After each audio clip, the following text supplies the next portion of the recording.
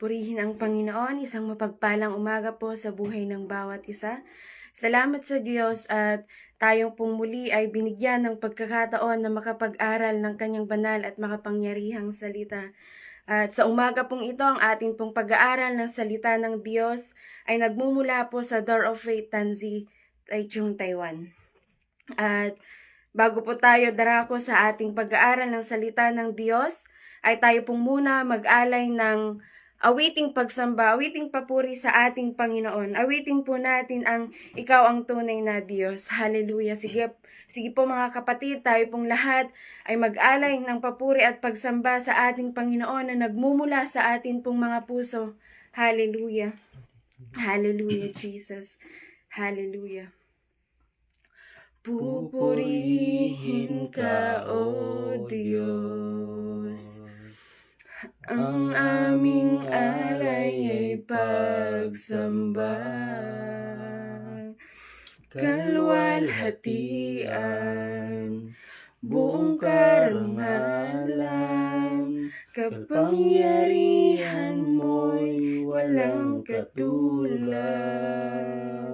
Hallelujah, ulitin po natin. Pupurihin ka, O Diyos. Ang aming alay ay pagsamba, kaluwalhatian, buong karangalan, kapangyarihan mo'y walang katulad. Kayo ang tunay na Diyos. Kayo ang tunay na Diyos. Kayo'y walang katulad, kayo'y nag-iisa, kayo lamang, wala nang iba. Sa'yo ang aming awit, dinggin ang aming tinig, isisigaw sa buong mundo. Kayo ang tunay na Diyos. Kayo ang tunay na Diyos. Kayo'y walang katulad, kayo'y nag-iisa, kayo lamang, wala nang iba. Sa'yo ang aming awit, dinggin ang aming tinig, isisigaw sa buong mundo. Isisigaw sa buong mundo. Hallelujah. Kadakilaan mo. Hallelujah. Isisigaw sa buong mundo. Kadakilaan mo. Hallelujah. Hallelujah. Hallelujah. Purihin kayo, Jesus. Hallelujah. Hallelujah. Salamat sa inyo, Jesus. Napakabuti niyo, Diyos. Wala kayong katulad. Hallelujah. Hallelujah. Hallelujah. Hallelujah. Hallelujah. Hallelujah. Hallelujah. Hallelujah. Pupurihin kayo, O Diyos, sa umagang ito. Hallelujah. Tunay nga pong kayo ang tunay na Diyos ng aming pong mga buhay, Lord God. Hallelujah. Salamat po, Panginoon, sa umagang ito, Lord God, sa panibagong buhay, sa panibagong pag-asa, panibagong hininga na patuloy niyo pong binibigay sa amin, Lord God. Hallelujah. At sa mga oras na ito, Panginoon, kami po'y lalapit sa inyo ng may kababaang loob, Lord God. Hallelujah. Kami po'y lalapit sa inyo, Panginoon, ng may malinis na puso upang sa ganon, Panginoon, patuloy naming maranasan ang inyong dakilang presensya sa aming pong buhay, Lord God. Hallelujah. Sa aming pong pag-aaral ng iyong banal at makapangyarihang salita. Samahan niyo po kami ng iyong banal na Espiritu Santo, Lord God. Hallelujah. Bagaman online lamang po ang aming pag-aaral, Panginoon, naniniwala at nananampalataya kami, Lord God, na ang inyo pong banal na Espiritu Santo ay sumasaan man pong dako, Lord God. Hallelujah. Hallelujah. Purihin kayo sa umagang ito, Lord God. Kayo ang patuloy na maitaas, kayo ang patuloy na maparangalan, Panginoon. Hallelujah, Jesus. Kaya, Panginoon, samahan niyo po ang niyo pong lingkod, Lord God, na gagamitin niyo po. Hallelujah. Sa pag-aaral na ito na maghahayag ng dakilang mensahe sa buhay po ng bawat isa. Hayaan mo, Panginoon, ang inyong mensahe sa umagang ito, Lord God, hallelujah, ay maging pagtuturo, maging pagpapaalala sa aming pong mga buhay, Lord God. Hallelujah. Salamat, Panginoon, sa inyong dakilang pag-ibig sa aming pong mga buhay, Lord God, na patuloy po naming nararanasan, Lord God. At muli nyo kaming minarapat sa umagang ito, Panginoon, na makapakinig ng iyong banal at makapangyarihang salita. Salamat po, Panginoon. Patuloy na inaangkin po namin ang katagumpayan ng gawain ito, Lord God. Hallelujah. Salamat po, Panginoon. Purihin kayo, dakilain kayo, sa inyo po namin ibinabalik ang pinakamataas na pagpupuri, pasasalamat, pagsamba sa tanging pangalan po ng iyong anak na si Jesucristo. Ang lahat po ng anak ng Diyos ay magsabi ng Amen. Amen. Tayo po ay darako na sa pag-aaral ng salita ng Diyos sa buhay po ng ating Pastor Leonard Agkawili. Amen. Purihin po ang Panginoon. Muli po isang mapagpalang umaga po sa buhay po ng bawat isa. At salamat sa Diyos dahil muli ay tayo ay darako sa pag-aaral ng kanyang banal at makapangyarihang salita. At sa umagang ito ay tayo po ay darako sa pag-aaral ng kanyang salita. Sandali muna po tayong manalangin. Manaming Diyos na banal, dakilat, makapangyarihan sa lahat. Panginoon, salamat Panginoon Lord God sa umagang ito, Panginoon, na muli kami ay makakapag-aral ng iyong banal at makapangyarihang salita, Panginoon. Patuloy namin dalangin, Lord, na ang iyong banal na santong Espiritu, Panginoon, ang patuloy na manguna, Panginoon. Samahan kami, Panginoon, sa aming pag-aaral, Lord. Hallelujah, hallelujah. Salamat, Panginoon. Matuloy namin ibinabalik sa inyo, Panginoon, ang pinakamataas na papuri, pagsamba, pagdakil at pagluwalhati. Ito ang aming samot panalangin sa pangalan ni Jesus. Amen. Amen. Purihin po ang Panginoon. At ang ating pag-aaralan sa umagang ito ay magmumula po sa aklat po ng Mateo, chapter 22, verse 36 to 40. Sa ikalawang pagkabanggit po sa aklat po ng Mateo chapter 22 verse 36 to 40. Ayan ang sinasabi po dito. Sige po, basahin po natin hanggang sa 34. Mula sa 34, ang sabi niya po dito, nang mabalitaan ng mga Pariseo na walang magawa ang mga Sudeyo kay Jesus, nagtipon silang muli at lumapit sa kanya.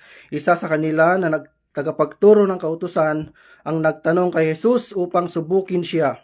36, Guro, ano po ba ang pinakamahalagang utos sa kautusan? Sumagot si Jesus, mahalin mo ang Panginoon mong Diyos ng buong puso, ng buong kaluluwa at ng buong pag-iisip. Sa 38, ito ang pinakamalagang utos sa lahat. Sa 39, at ang ikalawang pinakamalagang utos ay katulad din nito, mahalin mo ang iyong kapwa katulad ng pagmamahal mo sa iyong sarili.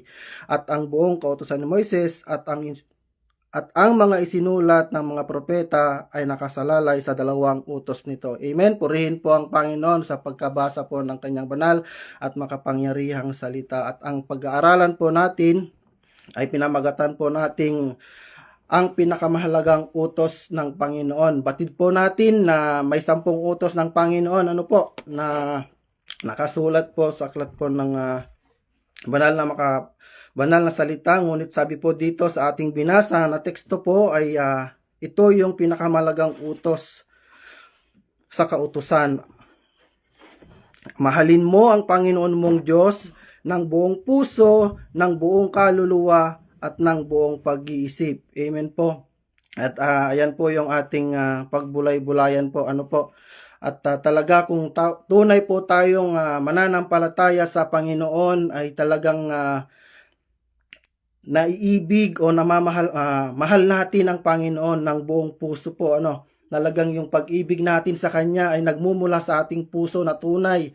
At talagang sa lahat ng ating ginagawa ay ang Panginoon ang napaparangalan. Amen. Talagang yung pusong nagmumula sa atin, yung pag-ibig natin sa Panginoon tulad din ng ating pagmamahal sa ating mga partner ay talagang ibigay natin yung pinakamabuti. Ano po, kung talagang mahal natin ang isang tao, talagang ibinibigay natin yung talagang nararapat na pagmamahal para sa Kanya. At ganun sa Panginoon, higit sa lahat, sa Panginoon ay ganun tayo. Una, ang Panginoon ay ibigin natin ng buong puso. Amen? Sabi niya, buong puso, ng buong kaluluwa at ng buong pag-iisip. Amen po? At paano ba natin may papakita na mahal natin ang Diyos? Amen? Ito po yung mga katanungan na ano po natin, na paano ba natin may papakita na mahal natin ng Diyos? Una po, sundin ang kanyang mga utos. Amen po? At makipagbukasan po kayo sa akin sa aklat po ng Juan, chapter 14, verse 15. Sabi niya po dito, sa aklat ng Juan, chapter 14, verse 15, kung mahal niyo ako, susundin niyo ang aking mga utos. Amen po? Ayan po, kung mahal po natin ang Panginoon ng buong puso, sinusunod po natin ang kanyang mga utos. Ano po? To love is to obey is to love. Amen po? Dapat talagang dahil mahal natin ang Panginoon, sinusunod natin. Amen po? At kung dahil sinusunod natin siya, dahil mahal natin ang Panginoon. Amen po? At talagang yung pagsunod natin ay walang pag-aalinlangan kung ano yung nais ng Panginoon sa atin. Dapat nasusunod natin ng talagang buong pusong pagsunod sa kanyang mga kautusan. Amen? Dahil mahal natin ang Panginoon. Amen po? At ano pang kasunod dyan? Sa 1 John chapter 5 verse 3. Sa unang John chapter 5 verse 3. Sabi niya diyan, dahil ang tunay na umiibig sa Diyos ay sumusunod sa kanyang mga utos at hindi naman mahirap sundin ang kanyang mga utos. Amen po. Purihin po ang Panginoon. Talagang kung mahal natin talaga ang Panginoon ng tunay ay hindi tayo nahihirapan o hindi tayo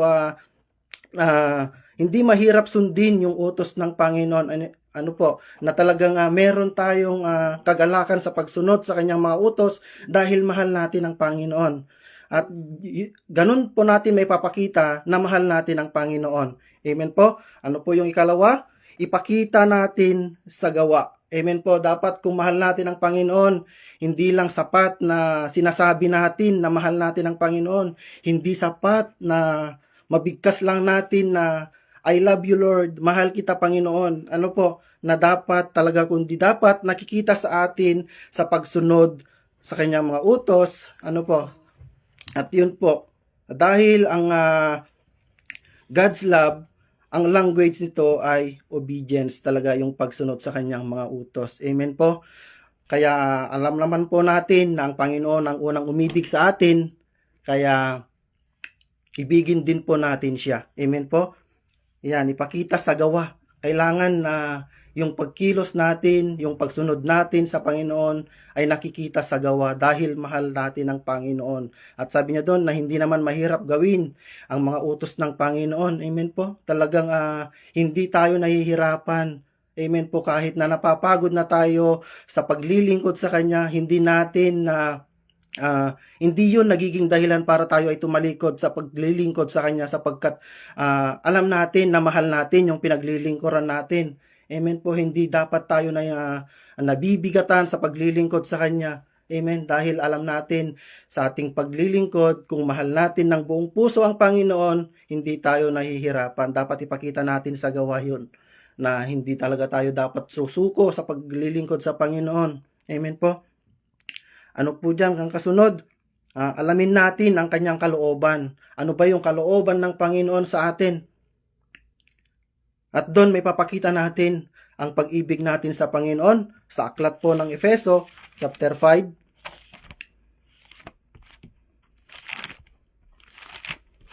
Sa aklat po ng Efeso, chapter 5, verse 15 to 17. Yan, sabi niya po dyan, Kaya mag-ingat kayo kung paano kayo namumuhay. Huwag kayong mamuhay tulad ng mga mangmang, kundi tulad ng marurunong na nakakaalam ng kalooban ng Diyos.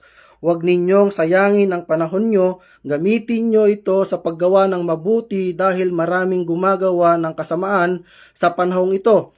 Huwag kayong magpakamangmang, kundi alamin nyo kung ano ang kalooban ng Panginoon na gawin ninyo. Amen po. Amen. Purihin po ang Panginoon na talagang dapat ang nagmamahal sa Panginoon, kung paano natin maipapakita yung pag-ibig natin sa Panginoon. Ano po, dapat alam natin yung kalooban ng Panginoon na dapat nating gawin sa ating pamumuhay, sapagkat alam natin mga kapatid na ang panahon ngayon ay talagang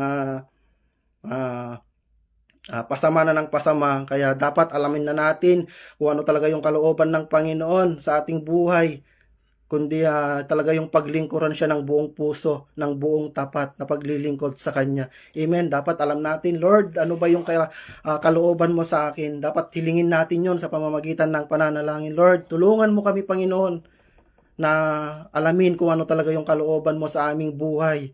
Ano po, na talagang maipakita natin sa ating pag-ibig sa Panginoon, ano po, na kailangan sundin natin ang Kanyang mga utos. Dapat ipakita natin sa gawa. Amen po. Alamin natin ang kanyang kalooban. Amen po. Na sabi pa dyan, huwag tayong magpakamangmang. Ano po? At huwag natin sayangin yung panahon. Dahil alam natin na nalalapit na yung pagbabalik ng Panginoon. Kaya dapat sa paglilingkod natin, alamin natin yung kalooban ng Panginoon at hindi yung ating sariling kalooban.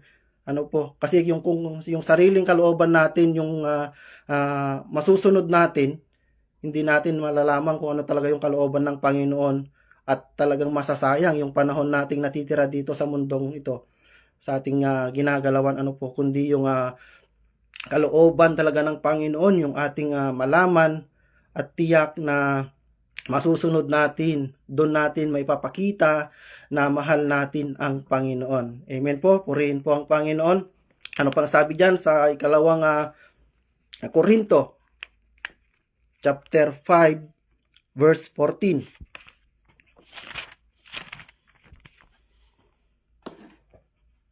Yan, sabi niya po dito sa ikalawang Korinto chapter 5 verse 14, sapagkat ang pag-ibig ni Kristo ang siyang nagudyok sa amin na sundin ang kanyang kalooban, kumbinsido kami na namatay si Kristo para sa lahat, kaya maituturing din na namatay ang lahat. Amen. Purihin po ang Panginoon. Ano po, talagang yung pag-ibig ng Panginoon, ano po, na namatay, ano po, para sa atin. Ano po, talagang makita natin yung pag-ibig sa atin ng Panginoon. Kaya dapat ang pag-ibig din natin sa Kanya ay talagang ipakita natin. Hindi lang sapat talaga yung pagsasabi natin o pagbibigkas natin na mahal natin ang Panginoon. Ano po, talagang ipakita natin sa ating mga gawa, sa mga kilos, ano po, dapat sa mga kalooban ng Panginoon, nasusunod natin siya. Ano po, at hindi yung sarili nating kalooban ang ating mga sinusunod. Amen po. Ano pa yung sabi doon sa 38 na ating pinag-aaralan? Sa 39, at ang ikalawang pinakamalagang utos ay katulad din nito. Mahalin mo ang iyong kapwa katulad ng pagmamahal mo sa iyong sarili. Amen po. Purihin po ang Panginoon. Ito po yung isang parang kung isipin, kung sa tao, ito po ay talagang kung wala pang pagkakakilala sa Panginoon at hindi pa siya mananampalataya, ay ito po ay isang mahirap na bagay sa isang tao po, na talagang yung pag-ibig sa kapwa. Talagang hindi natin maiibig ang ating mga kapwa kung wala tayo sa Panginoon. Ano po, na talagang mahirap po itong bagay na ito, ngunit salamat sa Panginoon dahil tayo ay isa ng lingkod ng Panginoon, ay talagang may pakita natin yung pag-ibig natin sa kapwa, na kahit hindi tayo nagagawan ng mabuti, dapat bilang isang mananampalataya ay kaya natin silang ibigin sa anumang kalalagayan po. At sabi nga po dito sa aklat po ng Mateo chapter 7 verse 12,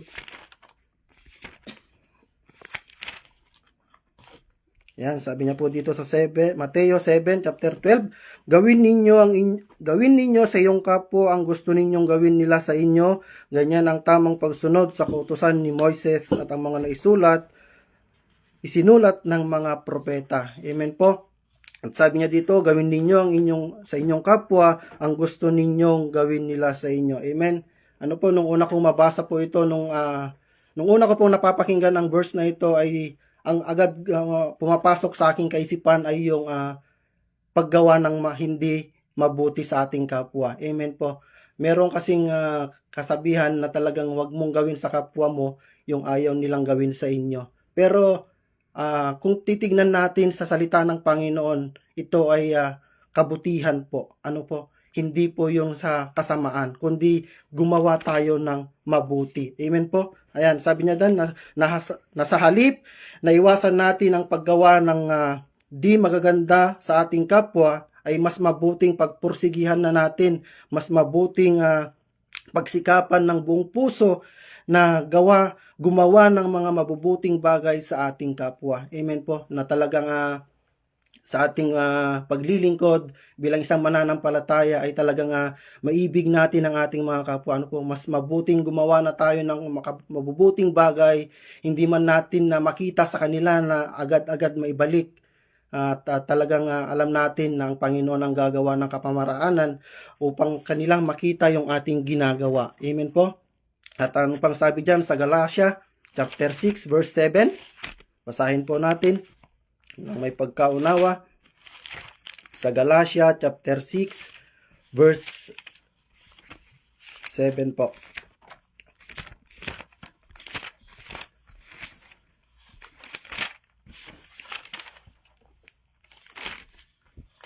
Chapter 6 verse 7, huwag ninyong linlangin ang inyong sarili, ang Diyos ay hindi madadaya ninuman. Kung ano ang itinanim ng tao, yun din ang kanyang aanihin. Amen po. At alam natin yan mga kapatid na kung minsan naisip natin na sa ating kapwa sa paggawa natin ng mabuti o pakitang tao lamang ay hindi natin maaring maiisip natin na hindi nila alam na yung paggawa natin ng mabuti sa kanila ay parang pakitang tao lamang.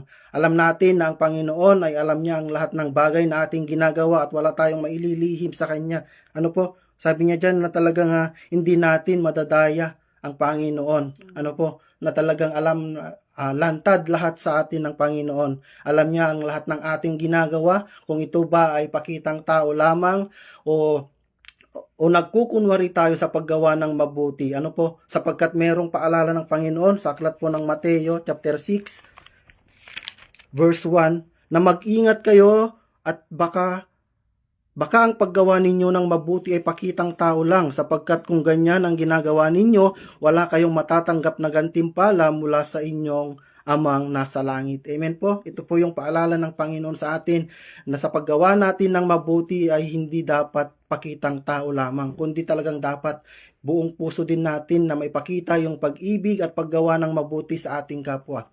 Amen. Dahil ito yung pinakamahalagang utos ng Panginoon, yung paggawa at ibigin ang ating kapwa. Amen po. Ano pang kasunod dyan? Sa aklat po ng Lucas chapter 6 verse 38. Sa aklat po ng Lucas chapter 6 verse 38, sabi niya dan, magbigay kayo upang bigyan din kayo ng Diyos, ibabalik sa inyo ng sobra-sobra at umaapaw na ang ibinigay ninyo, sapagkat kung paano kayo magbigay sa iba, ganun din magbibigay ang Diyos sa inyo. Amen po. Purihin po ang Panginoon. Kaya nga sabi diyan, kaya kung nais natin na makatanggap ng mga magagandang bagay, lalo na sa ating Diyos, simulan natin sa paggawa ng mabuti at magagandang bagay sa ating kapwa. Amen po. Kaya kung nais natin makatanggap ng pagpapala mula sa Panginoon, ano po, ito yung dapat nating gawin. Ano po? Hindi naman natin kailangan magbigay po ng mga material na bagay o mga pera para lang maipakita natin na gumagawa tayo ng kabutihan sa ating kapwa. Ano po? Minsan sa simpleng pagpapakita lang na lagi kang andyan para sa kanila, pinagpe-pray natin sila sa kanilang mga kalalagayan. Mga kapatid, nakikita ang Panginoon yon. Malaking bagay yon para sa kanila yon. Malaking bagay ito, malaking tulong ito sa kanila na hindi man natin maibigay yung mga material na bagay sa kanila, na kailangan nila. Ngunit kung lagi kang andyan sa kanilang tabi, sa kanilang pangangailangan, kino-comfort natin sila sa kanilang mga pinagdadaanan, tiyak po, magkakaroon sila ng kagaanan sa kanilang kalooban. Ano po? At ano po dyan? Sasabi pa dyan sa Jeremiah chapter 17 verse 10. Sa Jeremiah po, chapter 17 verse 10. Sabi niya dyan, pero ako ang Panginoon, alam ko ang puso't isip ng mga tao, gagantihan ko ang bawat isa ayon sa pag-uugali at ang mga gawa niya. Amen? Kaya kung nais nating maranasan ang magaganda at masaganang bagay, masaganang buhay, simulan natin ito sa paggawa ng mabuti sa ating kapwa, maging pagpapala muna tayo mga kapatid. Kung nais nating makatanggap ng pagpapala mula sa Panginoon. Amen. Maging pagpapala muna tayo sa ating kapwa bago natin hangarin yung pagpapala na nagmumula sa Panginoon. Amen. Dahil alam ng Panginoon,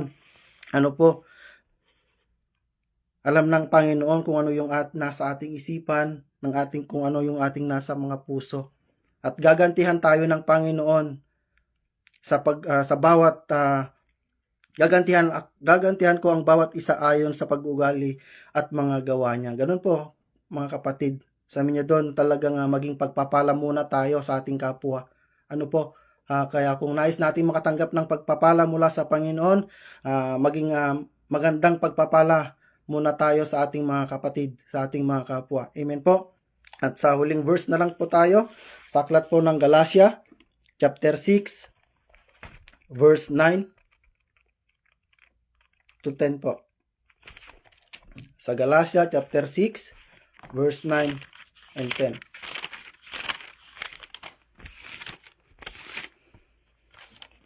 Sabi niya po diyan,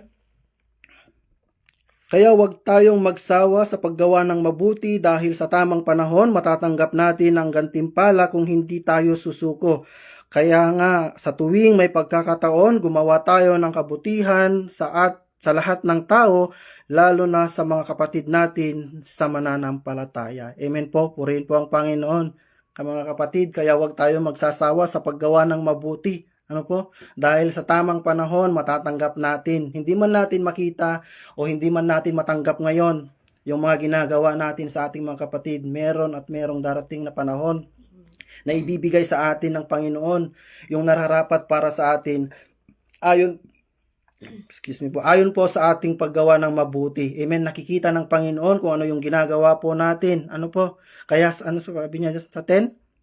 Kaya nga sa tuwing may pagkakataon, gumawa tayo ng kabutihan sa lahat ng tao. Amen po. Hindi ginagawan man tayo ng hindi maganda, ng ating mga kapatid, ng ating mga nakakasalamuha, dapat gumagawa pa rin tayo ng kabutihan sa kanila.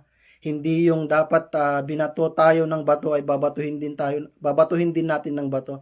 Sabi nga doon sa sabihan na kung binato ka ng bato, batuhin mo ng tinapay. Amen po. Kaya purihin po ang Panginoon sa umagang ito At salamat sa Diyos na talagang patuloy natin maibig ang Panginoon ng buong puso, ng buong kaluluwa at ng buong pag-iisip. At may pakita natin sa Kanya sa pamamagitan ng mga gawa, sa pagsunod sa Kanyang kalooban, at pagsunod sa Kanyang mga utos. Kaya sige po, tayo po ay manalangin sa Panginoon. Hallelujah, hallelujah. Purihin kayo, Panginoon. Dakilain kayo, Panginoon, O Lord God. Salamat, Panginoon, sa umagang ito, Panginoon, O Lord God. Hallelujah. Nagpapasalamat kami, Panginoon, sa katagumpayan, Panginoon, Lord God, ng iyong gawain, Panginoon. Patuloy mo nga po, Panginoon, na pagpalain ng buhay ng bawat isa, Panginoon, sa mga nanonood, Panginoon, Lord God, at sa mga manonood pa, Panginoon. Patuloy mo nga iparanas, Panginoon, ang iyong kapangyarihan sa kanila, Panginoon Lord God. Hallelujah. Muli mo silang pagpalain, Panginoon. Hallelujah. Ingatan sila, Panginoon, O Lord God. Hallelujah. Salamat, Panginoon, sa inyong mensahe, Panginoon, sa umagang ito, Panginoon, O Lord God. Patuloy na magrema sa aming mga puso, sa aming buhay, Panginoon. Patuloy namin itong maipasamuhay, Panginoon. Patuloy namin maipakita sa inyo, Panginoon, ang iyong dakilang pag-ibig, Panginoon. Patuloy namin itong makita sa gawa, Panginoon. Hallelujah. At patuloy namin masunod ang iyong mga utos, Panginoon, O Lord God. Hallelujah. Hallelujah. Salamat, Panginoon. Patuloy mong pagpalain, Panginoon, ang buhay ng bawat isa, Panginoon, Lord God. Maging ang gawain sa umagang ito, Panginoon, Lord God. Patuloy namin itong pinagkakatiwala sa inyo, Panginoon. Hallelujah, hallelujah. Ganun din, Panginoon Lord God. Hallelujah. Sa buhay, Panginoon, ng aming ng Superintendent, Panginoon Lord God, Pastor Joseph Masaredo, Panginoon, ng buong kanyang sambahayan, Panginoon Lord God, patuloy mo silang pagpalain, Panginoon Lord God, hallelujah, hallelujah, patuloy na ingatan mo sila, Panginoon, sa kanilang mga pagmimisyon, Panginoon Lord God, ganun din, Panginoon, sa buhay, Panginoon, ng Pastora Neverisa Masaredo, Panginoon, sa 10 ng kanyang pamilya, Panginoon Lord God, hallelujah, hallelujah. Salamat din, Panginoon, patuloy din namin dalangin, Panginoon Lord God, ang iyong pagsama at pagkilos, Panginoon Lord God, hallelujah, sa gawain, Panginoon, ng meeting, Panginoon Lord God, ng mga kapastoran sa lugarin ng Taiwan, Panginoon Lord God, hallelujah, patuloy namin dalangin, Panginoon, hallelujah, ang katagumpayan, Panginoon Lord God, ay patuloy namin itong inaangkin, Panginoon, O Lord, hallelujah, patuloy din namin dalangin, Panginoon, kung sino man, Panginoon, sa buhay ng bawat isang may sakit karamdaman, Panginoon, healing upon healing, Panginoon Lord God, hallelujah, kagalingan nagmumula sa inyo, Panginoon, ang kanilang matanggap, Panginoon, patuloy mong iparanas, Panginoon, ng iyong kapangyarihan sa kanila, Panginoon Lord God, lokoban mo sila, Panginoon, ng iyong banal na dugo, Panginoon Lord God. Hallelujah. Ganun din, Panginoon, sa mga nangangailangan ng pinansyal, Panginoon, patuloy na kayo ang magbigay, magkaloob sa kanila, Panginoon. Batid mo, Panginoon, ang pangangailangan ng bawat isa, Panginoon. Magbigay ka sa kanila, Panginoon, ng naaayon sa kanilang pangangailangan, Panginoon, O Lord God. Hallelujah. Hallelujah. Ingatan mo po ang buhay ng bawat isa, Panginoon. Saan man sila pumunta, Panginoon, O Lord God. Ano man ang kanilang mga gagawin, Panginoon. Kayo, Panginoon, ang maitaas sa kanilang buhay, Panginoon, Lord God. Hallelujah. Salamat, Panginoon. Sa inyo namin, Panginoon Lord God, ibinabalik, Panginoon, ang pinakamataas na papuri, pagsamba, pagdakila at pagluluwalhati sa tanging pangalan ni Jesus. Amen and amen. God bless po sa buhay po ng bawat isa. Purihin po ang Panginoon. Tapos na po tayo sa ating live devotion po. God bless po sa buhay po ng bawat isa.